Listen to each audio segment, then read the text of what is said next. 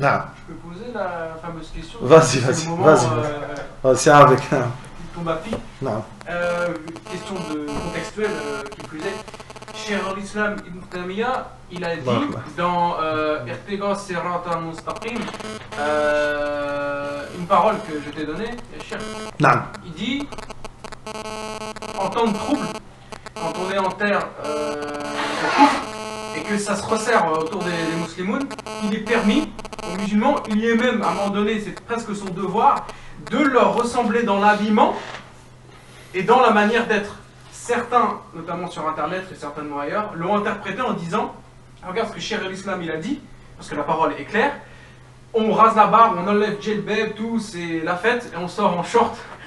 Pas en short, non. Mais en gros, on enlève tout, on leur ressemble. Sans interprétation de la parole, ils ont fait donc une mauvaise interprétation pour aller dans le sens de leur passion. Et tu as fait la recherche et j'aurais voulu savoir qu'est-ce qu'il en est. Cette parole-là, c'est dans le livre de Iqtida Sirat al-Mustaqim. Iqtida Sirat al-Mustaqim, c'est appartenir, c'est prendre, c'est tirer la voie droite. Fi mukhalafati ashabil jahim. C'est prendre la voie droite pour, c'est-à-dire dans le sens où, pour se différencier de ceux qui vont accéder en enfer. C'est un livre connu d'Ibn Taymiyyah qui parle du Minhaj. Il est masha'Allah.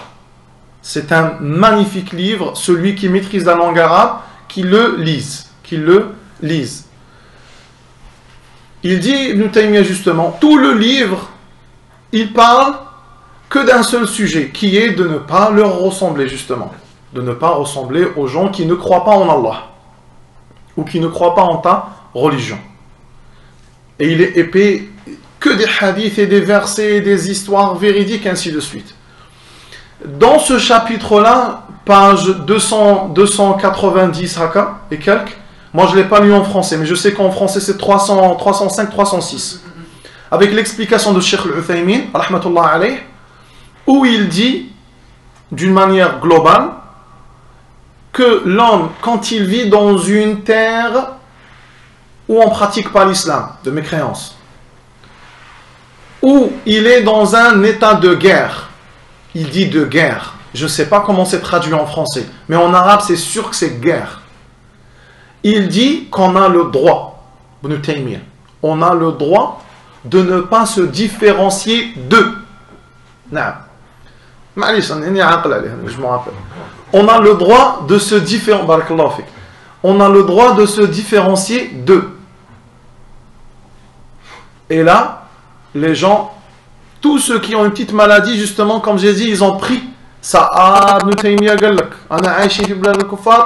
Tu peux te différencier d'eux. Hop, on est parti à leur ressembler. Mais en vérité, lui, il donne des détails. Et ces détails-là, ce n'est pas lui qui les a créés. C'est Allah Azza wa Jal qui les a révélés. Et le messager d'Allah. Et la communauté musulmane est d'accord dessus. Car il rapporte deux choses qui font partie de Maqasid al-Sharia. Il ramène deux choses qui font partie des objectifs de la religion. La religion, elle est venue avec 5 objectifs. Toute la religion que vous voyez. Toute la religion, de zakat, des détails, de l'amour, du mariage, de l'hajj, de tout, c'est venu qu'avec 5 choses. Parmi ces choses-là, et aussi les deux grandes, c'est-à-dire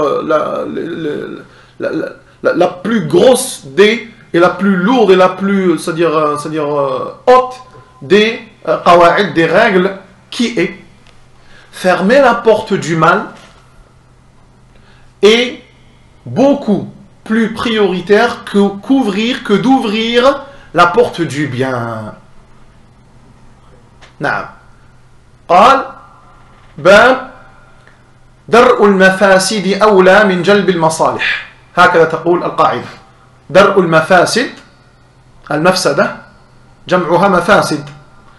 درء أي غلق، سد، رد، قمع، كل هذه مرادفات تعني نفس الشيء.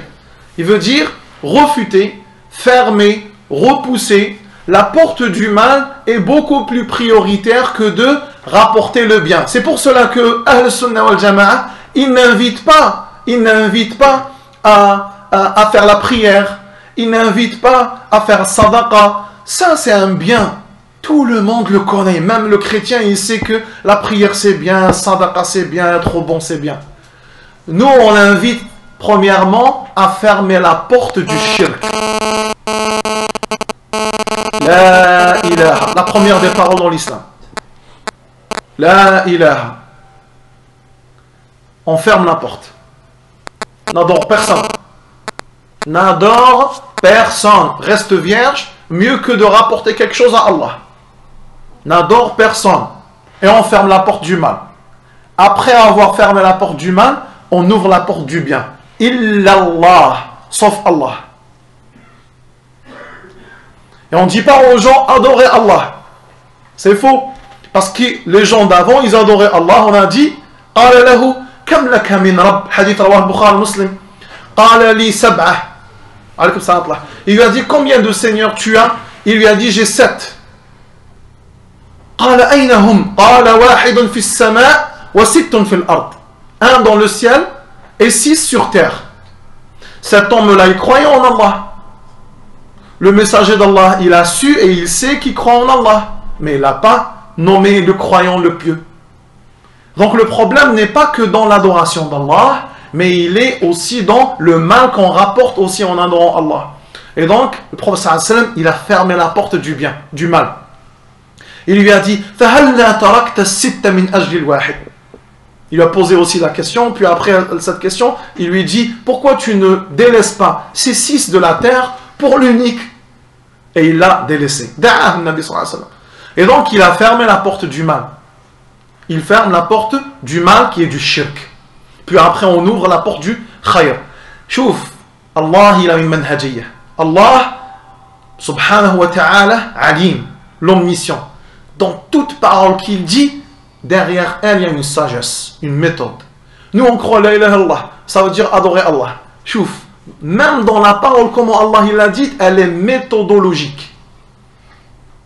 La ilaha, il n'y a pas de divinité, jetez toutes les divinités, refutez toutes les divinités, ne croyez pas aux autres divinités. C'est bon, on a fermé avec le mal, on a fini avec le mal. Personne ne croit maintenant à autre chose, personne ne croit à autre chose. Alhamdulillah. Illallah, sauf Allah. Et on vous ouvre la porte de la miséricorde. Rentrez maintenant. Et une fois ils rentrent, on commence à leur apprendre autre chose. إذا دائما الدين يأتي بدرء المفاسد أولى من جلب المصالح. On a compris cette qaïda. On a compris. Attends, on a compris. Maintenant, Ibn Taymiyyah, qu'est-ce qu'il veut nous dire? Il veut te dire que أيها الأخ الكريم وأيتها الأخت الكريمة, si vous vivez dans une terre de mécréance, sachant que vous connaissez mon opinion sur tous mes livres qui dépassent les 900. Moi, Ibn Taymiyyah, c'est pas Mohamed Amin. Hein? Moi, j'écris aucun livre. Donc, vous savez très très bien ce que je dis par rapport à ce... Et ce n'est même pas ma parole, moi, Ibn Taymiyyah. C'est la parole d'Allah et de son messager. Que celui qui n'arrive pas à pratiquer sa religion dans une certaine terre, qu'il aille dans une autre, où il peut. وَالَّذِينَ تَتَوَفَّاهُمُ الْمَلَائِكَةُ ظَالِمِي أَنفُسِهِمْ قَالُوا فِيمَا كُنْتُمْ قَالُوا كُنَّا مُسْتَضْعَفِينَ فِي الْأَرْضِ. Ils leur ont dit, les anges, أَوَلَمْ تَكُ أَرْضُ اللَّهِ وَاسِعَةً فَتُهَاجِرُوا فِيهَا. Had ibn Kathir, rahmatullahi alayhi, dans son tafsir, Ibn Jarir Tabari, ils ont dit, c'est descendu sur les gens qui n'ont pas pu pratiquer leur religion et ils ont été affaiblis, mustad'afin, يعني تغلبوا عليهم حتى جاءهم الموت والذين تتوفاهم الملائكة, et ceux qui, les anges, sont venus pour leur prendre leur âme. قالوا فيما كنتم, les anges ils leur disent, ils crient et tout. ملائكة العذاب كما جاء في الحديث, les anges du châtiment. قالوا فيما كنتم, pourquoi vous êtes dans ce cas-là? الحال لكم فيها انتم لا دين لا مله لا والو, واش راكم؟ قالوا كنا مستضعفين في الارض. Pourquoi vous êtes dans ce cas-là? Non, parce que nous on était dans une terre où on ne pouvait pas. nos enfants, nos générations, 30 ans, 40 ans, elle est partie. Rahat, miskina. Rahat. Elle négocie avec Allah. Non, le hijab, c'est pas une obligation. Non, ceci, cela, non, ceci. Le travail, c'est important. L'amal, ibada. Et vous savez très bien comment ça se passe ici. Ces gens-là, les anges, quand ils descendent,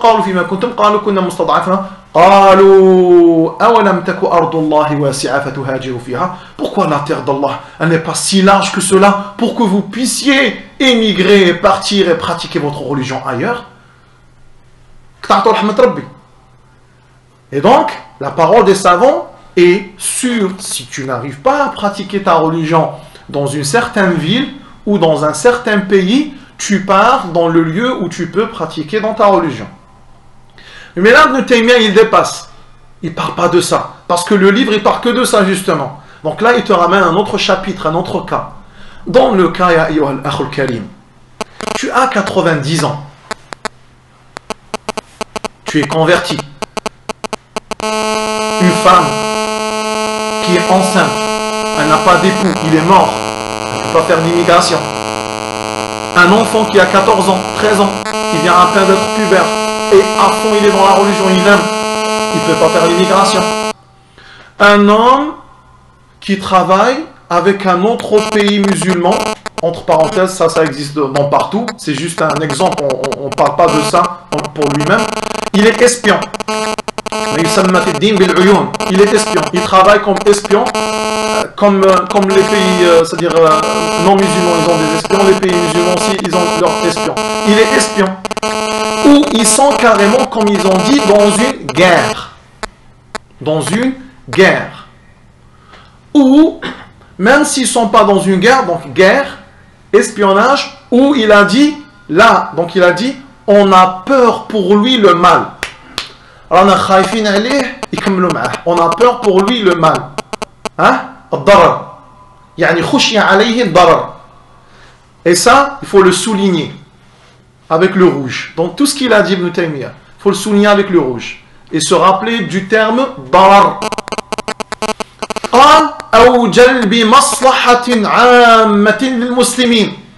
Ou ramener un bien général, pas un bien pour lui-même. Un bien général pour les musulmans.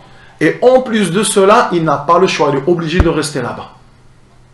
À ce moment-là, il dit Ibn Taymiyyah, rahmatullahi alayhi, dans le livre Ikhta' Sirat al-Mustaqim, يَجُوزُ لَهُ أَن يَتَشَبَّهَ بِهِمْ فِي الشَّيْءِ الَّذِي اشْتُهِرُوا بِهِ. Il a le droit de leur ressembler à ce moment-là dans la chose par laquelle eux, ils ont été connus. Mais en aucun cas, il veut dire, par exemple, eux, ils sont connus par le délaissement de la prière, donc toi aussi, tu ne dois pas prier. Donc la femme, elle est connue, par exemple, à s'habiller en short, donc ta femme aussi, elle doit se mettre en short.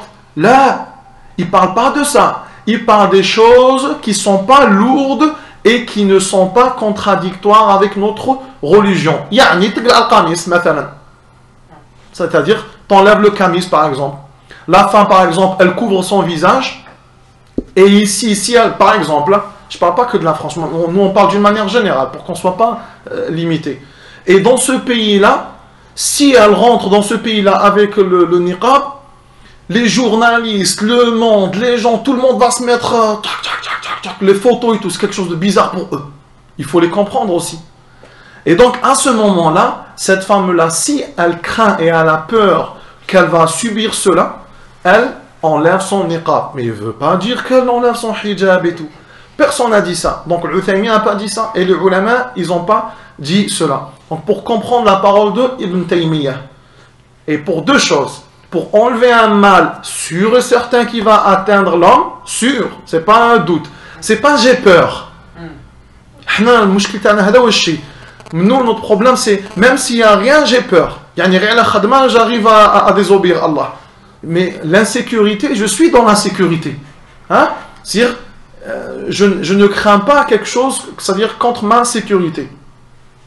Ou la sécurité de mes enfants. Donc à ce moment-là, s'il n'y a pas un darar, un mal sûr et certain, et s'il n'y a pas une maslaha, un bien que je peux puiser de ce pays-là sûr et certain pour la communauté, à ce moment-là, هذا الكلام, cette parole-là, لا ينطبق على هذا الرجل.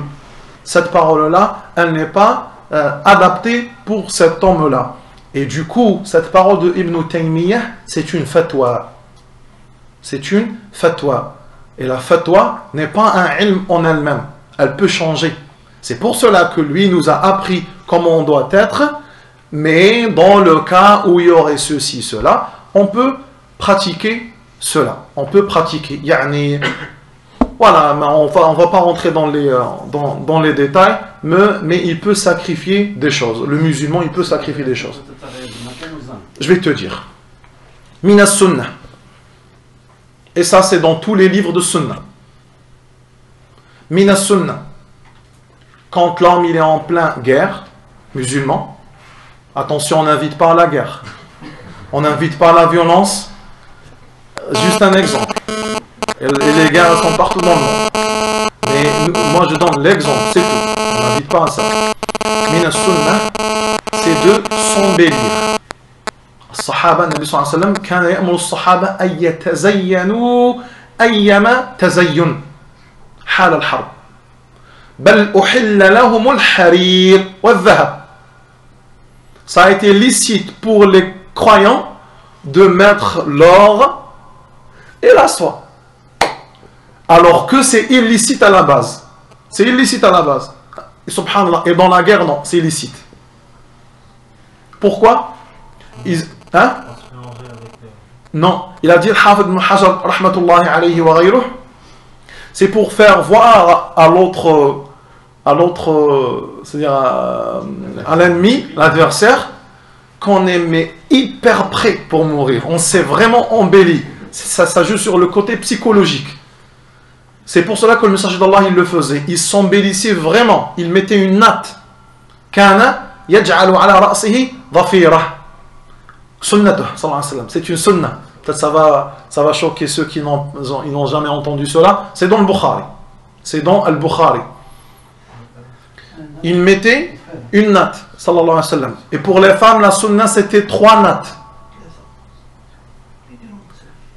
لا النساء ثلاث. النساء ثلاث. أما الرجال واحدة. الرجال واحدة. وكان صلى الله عليه وسلم يجعل شعره وراء رأسه. Il peignait ses cheveux صلى الله عليه وسلم derrière, c'est-à-dire il les peignait derrière comme ça. فلما رأى اليهود يتشبهون به فرق شعره. Quand il a vu que les juifs ils essayaient de lui ressembler, il a coupé ses cheveux en 2 comme ça sallallahu alayhi wa sallam. Et il mettait du parfum et tous ils faisaient cela pour se préparer à la guerre. هذا معروف حتى في كتاب ابن القيم رحمة الله عليه في كتاب زاد المعاد وهو من أحسن الكتب في سيرة النبي صلى الله عليه وسلم وسيرة ابن هشام رحمة الله عليه aussi dans la biographie du livre de Ibn Hisham رحمة الله عليه. Ça c'est connu, c'est vraiment connu. Et donc ce qu'on veut dire c'est qu'il y a des choses qui sont illicites qui deviennent dans des cas spécifiques par l'ordre du messager, attention, par ma passion. Par l'ordre du messager, ils peuvent devenir licites pour un but précis qui est beaucoup plus bénéficiaire pour la religion, beaucoup plus profitable pour la religion. Donc ça, c'est par rapport à ta question, mon frère. C'est clair. On ne rase pas la barbe, on n'enlève pas, on sacrifie des sunnahs, mais on n'enfreint pas les fondements de notre dîn. On ne tombe pas dans le haram. C'est la nécessité, chauffe. Je répète d'une manière beaucoup plus classique que tout le monde connaît. Les darurati ahkam. Dans la nécessité, il y a des règles qui changent. Ça, c'est connu. Un homme, il est en train de mourir. Comme Allah, il a dit, il nous a rendu illicite cette viande. Celle qui est tombée d'un lieu haut, d'une falaise, d'un lieu haut. Celle qui a été, c'est-à-dire assourdie, elle est morte de cette manière. Celle qui n'a pas été égorgée pour Allah Azza wa Jal, sacrifiée pour Allah Azza wa Jal, et ainsi de celle qui a un hématome, une hémorragie à l'intérieur d'elle-même, et ainsi de suite. Mais Allah, qu'est-ce qu'il dit à la fin? Illa man yudurra, sauf ceux qui sont dans la nécessité. Ghayra baghin wala adin. Al-Bari, huwa min al-baghi wal-'adi min at-ta'addi. Sauf s'il n'est pas injuste. Sauf si, c'est-à-dire, il ne le mange pas par plaisir, mais il le mange vraiment par nécessité. Mais ces gens-là, ils font rentrer la nécessité là-dedans. Et Ahmad ibn Hanbal, rahmatullahi alayhi, il dit que l'homme, il est en plein mort. Et il trouve un tout petit peu d'alcool. Et il ne le boit pas, il ne le boit pas. Il est dans un grand péché quand il meurt. Il meurt dans un grand péché. Il a trouvé de l'alcool, il ne l'a pas bu et il s'est laissé comme ça jusqu'à la mort. Yani tellement là, soif, il est mort. Il a trouvé de l'alcool, tu dois prendre l'alcool. Prendre l'alcool jusqu'à prendre du plaisir? Non, tu prends jusqu'à sauver ta vie. Et donc ça c'est connu. Dans tous les sujets du monde entier, sache que c'est comme ça. Sache que c'est comme ça. Dans d'autres sujets qui sont moins forts, خير النبي صلى الله عليه وسلم الصحابة بين الصبر وبين الأذى. Dans d'autres sujets qui sont moins forts, qui n'ont pas de rapport avec la mort, le messager d'Allah, il a donné le choix aux compagnons entre la patience et l'endurance sur ce fait-là, ou, c'est-à-dire, non, qu'on l'enlève, c'est-à-dire, ou qu'il soit soulevé. Comme c'est rapporté dans le Bukhari au Muslim, As-Sari'a, Al-Mar'a, Sahabiya, qui avait un Sar'a, qui avait une crise épileptique. Et elle est venue vers le messager d'Allah, elle lui a dit, Ya Rasulallah, quand la crise, elle me vient, je tombe et je ne sais plus qui je suis. Il lui a dit, In shi'ti, sabarti, walakil jannah. Si tu veux, tu patientes et tu auras le paradis. Wa in shi'ti, da'awna Allah laki. Et si tu veux, on implore Allah pour toi, khayr. Takhayyari. Et si tu veux, on implore Allah pour toi, et Allah il te guérit. Elle a dit non, Ya Rasulallah, je préfère plutôt le paradis. Par contre, Ya Rasulallah, quand je suis malade comme ça, j'ai cette crise-là, je deviens dévoilé, tellement je bouge. Donc Ya Rasulallah, couvrez-moi. Il a dit ne t'inquiète pas. Donc, mais ça n'a rien à voir avec la mort. Hein?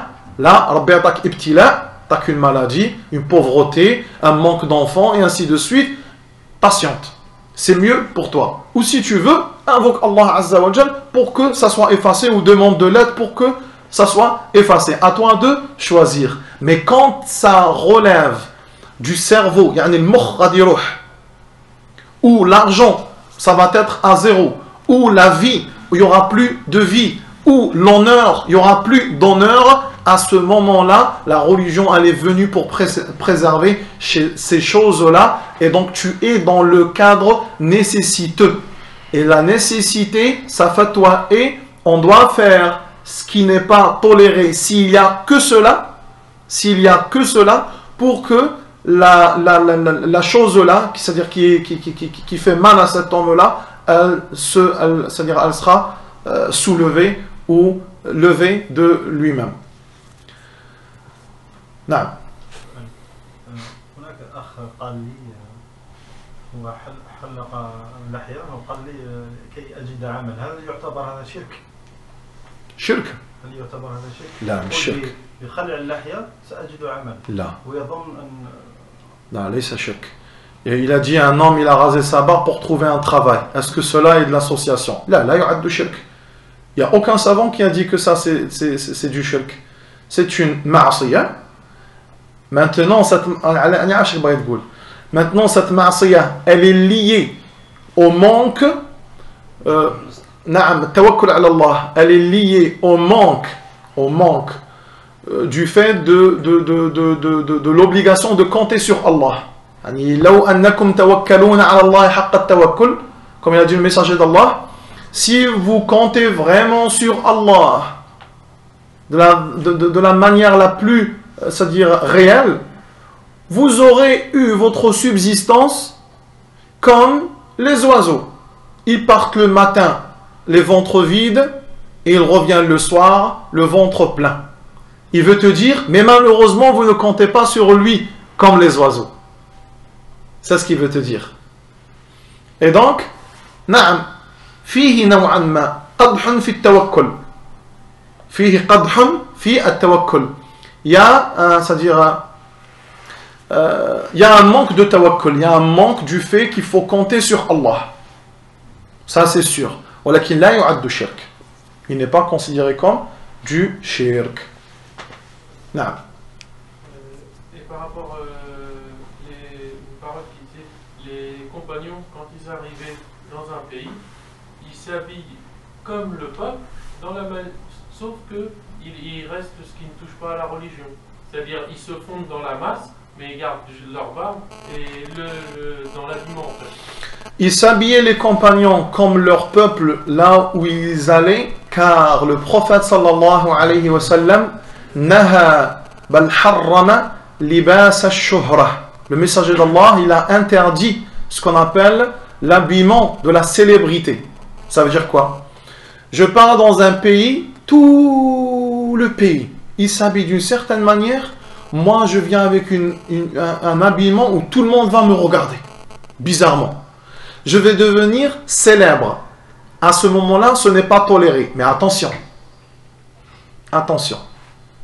Si tout le pays, il leur manque quelque chose dans la tête, ils s'habillent tous en jupe, jusqu'aux genoux ou là jusqu'aux cuisses, je ne vais pas les suivre dans la bêtise. Donc je suis toujours encadré par mon livre et ma sunna. Le sens de il faut suivre le peuple, fil ma'rouf. Fil ma'rouf. Rappelez-vous toujours de cela. C'est-à-dire dans les choses qui sont reconnues, connues par les gens doués d'intelligence. Par contre, eux, par exemple, ici, ils s'habillent en slim. Je ne vais pas me mettre en slim. Hein? Ils s'habillent en short, je ne vais pas me mettre en short.